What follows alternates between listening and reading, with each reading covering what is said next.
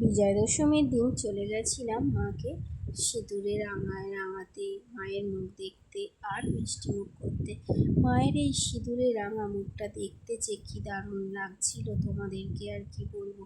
আর মায়ের 10টা হাতে যে 10টা অস্ত্র ছিল সেগুলি সবই পিতলের ছিল। সেই কারণে মা ওগুলোকে আমাদের শীতলা ক্লাবের সদস্যরা খুলে যত্ন সহকারে আবার রেখে দেবে বলে কিন্তু নিয়ে নিয়েছিল।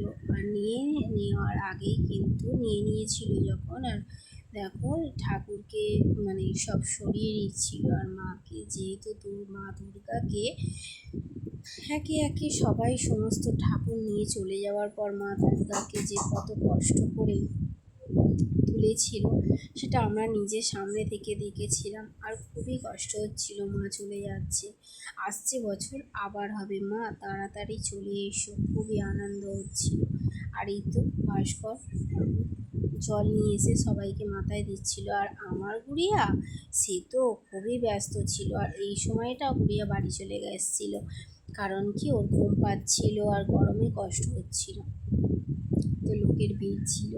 আর দেখো ঠাকুরকে যখন তুলছিল আর দেখছো এই দেখো কেমন হেলে যাচ্ছিল। আর আমরা ভাবলাম মনে হয় পড়েই যাবে, এত তাড়াতাড়ি করছিল যে আবার নিচে বসিয়ে দিয়েছিল। দেওয়ার পর তারপরে এই যে পিছন দিয়ে ভালো করে দড়িটা বেঁধে নিয়ে তারপর মাকে ভ্যানে তুলে মাকে নিয়ে যাওয়া হচ্ছিল।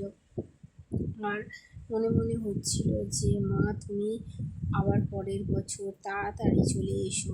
আর দেখো আমার গুড়িয়া এটা যখন আমরা গিয়ে পৌঁছিয়েছিলাম তখন এত ঢাক বাজছিল, ঘন্টা বাজছিল যে আমার দিয়া ড্যাঙ্কুরাপুর বলেছিলাম যে, আর আমার দিয়াও নাচ স্টার্ট করে দিয়েছিল।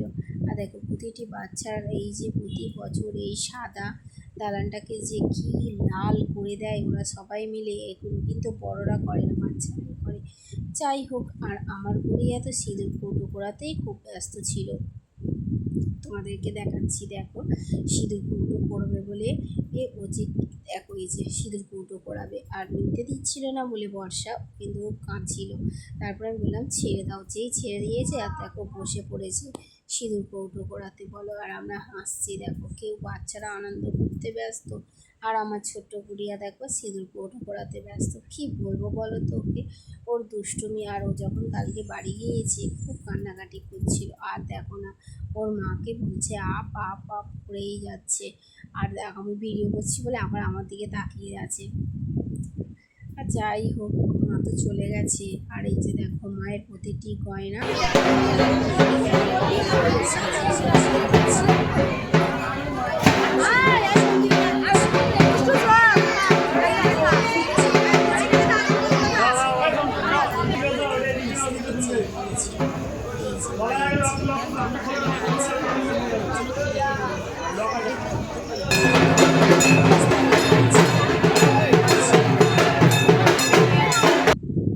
পুজো তো শেষ, মনটা খুবই খারাপ। আর দেখবে একটা জিনিস, আমার নবাবপুর আমার খোকা কোথায় বসে আছে দেখতে পেলে কি তোমরা?